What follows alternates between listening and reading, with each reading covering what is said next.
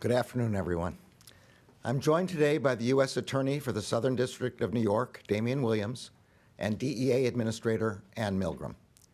Today, Juan Orlando Hernández, the former president of Honduras, was extradited to the United States to face federal charges.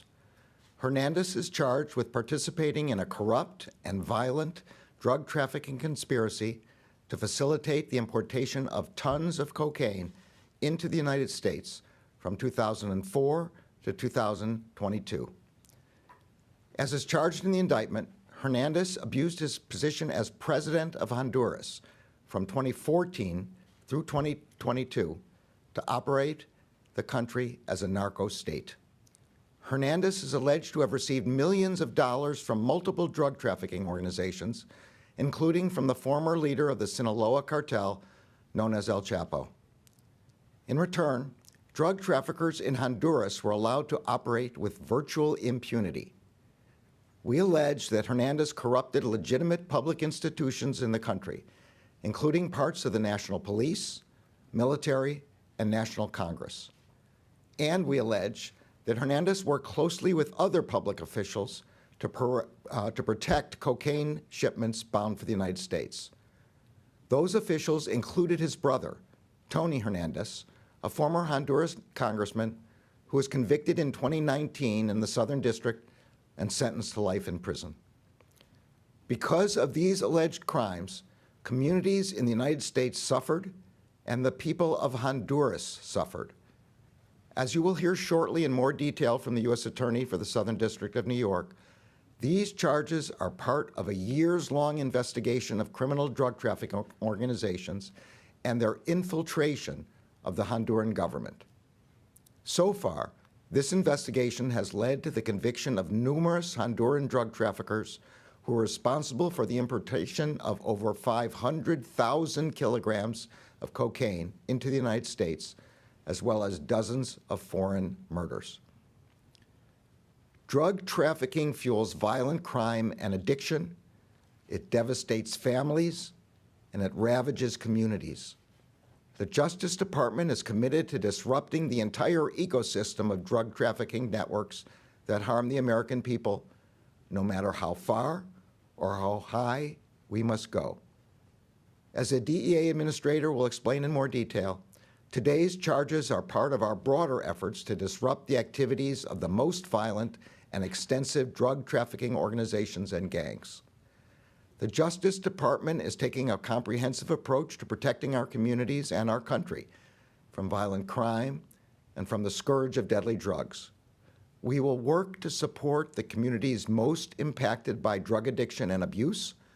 We will work with our partners to hold drug traffickers accountable for their crimes, and we will confront corruption and criminal conduct anywhere that undermines the security of the American people. I'm now going to turn the program over to the United States Attorney, Damian Williams. Thank you, Mr. Attorney General. The charges we announced today seek to finally hold Juan Orlando Hernández accountable for years of corruption, years of violence, and years of drug trafficking. We allege that for over a decade, Hernández abused his positions in the Honduran government, including as president, to partner with and take millions of dollars of bribes from some of the world's most notorious drug traffickers. We allege that he used that money to enrich himself, fund his political campaigns, and commit voter fraud. And in exchange, Hernández and his co-conspirators helped push 500,000 kilograms of cocaine into the United States. That's 500 tons of cocaine, poison that landed in this country on our streets. And as we allege in the indictment, that's exactly what Hernández wanted. We allege that during a meeting with a co-conspirator, Hernández declared that he wanted, and I quote, to stuff the drugs right up the noses of the gringos.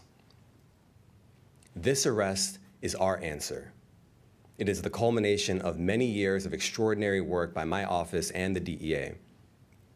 Now let me say a little bit more about the charges. As alleged in the indictment, since 2004, members of the defendant's conspiracy have transported approximately 500,000 kilograms of cocaine into the U.S.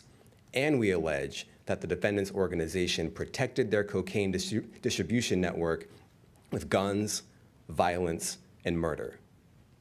And we allege that there was another essential component to protecting this drug operation: breathtaking public corruption that started as far back as 2005. We allege that the defendant took millions of dollars in bribes from traffickers. We allege, for example, that in 2013, the defendant accepted a $1 million bribe from El Chapo, who was the head of the Sinaloa cartel, in exchange for a promise to protect the cartel's drug trafficking in Honduras. Hernandez then directed his co-conspirators to travel to various parts of Honduras to bribe officials to manipulate votes for him to become president. 4 years later, when he was running for re-election, Hernandez was at it again, taking bribes from drug traffickers and buying votes. In exchange for those millions of dollars in bribes, Hernandez allegedly facilitated the importation of massive quantities of cocaine into the U.S. According to the indictment, Hernandez ensured that the other members of this conspiracy were protected from arrest and investigation, that they had access to sensitive law enforcement information to avoid detection, and that their drug shipments were protected by heavily armed security carrying machine guns. This rampant corruption and massive cocaine trafficking came at a cost to the people of Honduras. Honduras became one of the most violent countries in the world during the defendant's presidency. And while Hernandez amassed money and political influence, the people of Honduras endured conditions of poverty and violence. This indictment reflects years of work by my office and the DEA investigating and prosecuting members of this conspiracy. In 2019, we convicted the defendant's brother, Tony Hernandez. He was sentenced to life in prison for his crimes. In 2021, we convicted Giovanni Fuentes Ramirez, another member of the conspiracy. He too was sentenced to life in prison for his crimes. It's now the defendant's turn to face justice. I want to thank the Attorney General, whose leadership of this department and support for the U.S. attorneys across the country has been extraordinary. And I want to thank the DEA's leadership and the Special Operations Division Bilateral Investigations Unit for their incredible work. The vision, commitment, and drive of the case agents all the way up through the leadership at the DEA, and in particular, Ann Milgram, are remarkable. I want to thank our partners in the criminal division under the leadership of Kenneth Polite, and particularly his team in the Office of International Affairs, for their incredible support and assistance in getting us to this point. And I want to commend the career prosecutors from my office handling this case: Jacob Gutwillig, Michael Lockard, Jason Richmond, and Eleanor Tarlow, and their supervisors Amanda Houle and George Turner, the chiefs of the office's National Security and International Narcotics Unit, and the many prosecutors who worked on this case before them. It's now my pleasure to turn the podium over to my friend and great partner from the DEA, Ann Milgram.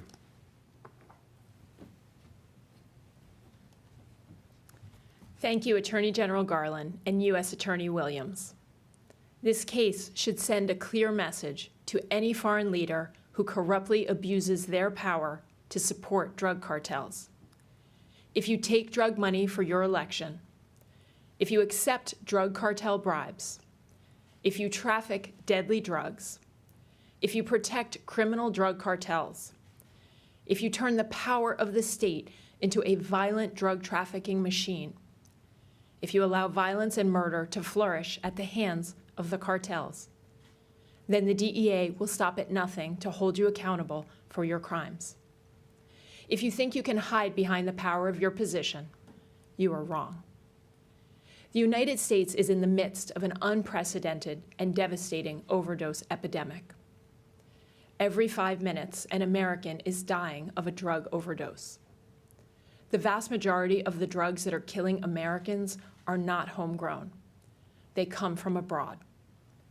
This epidemic is being driven by international drug cartels that profit from the sale of deadly drugs in American communities.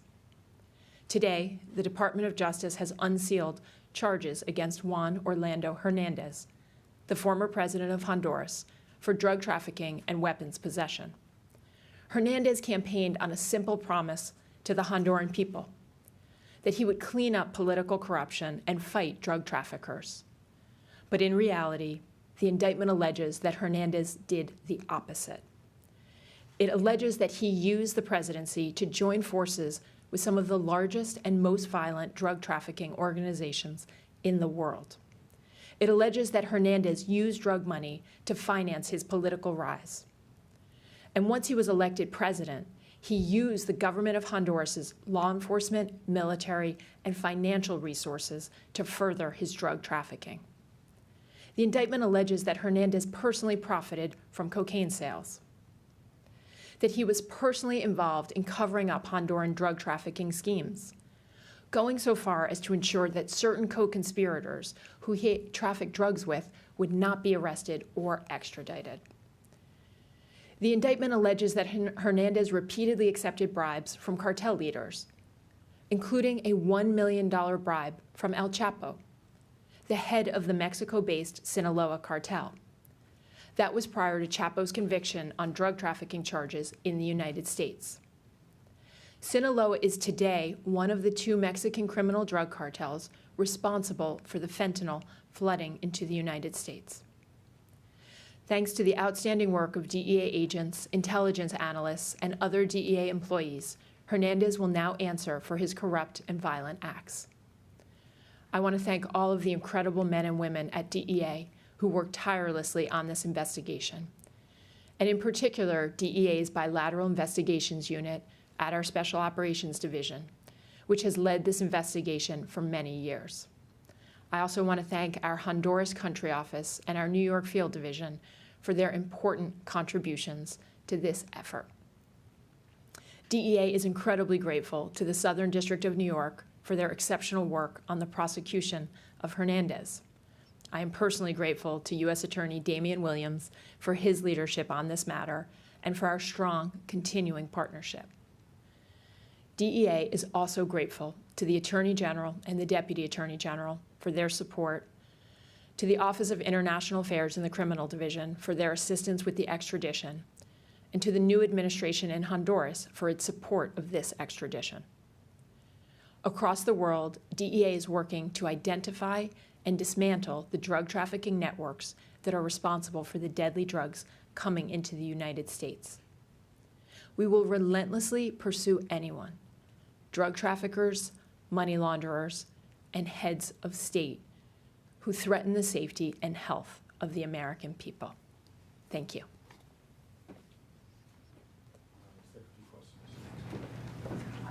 Katie?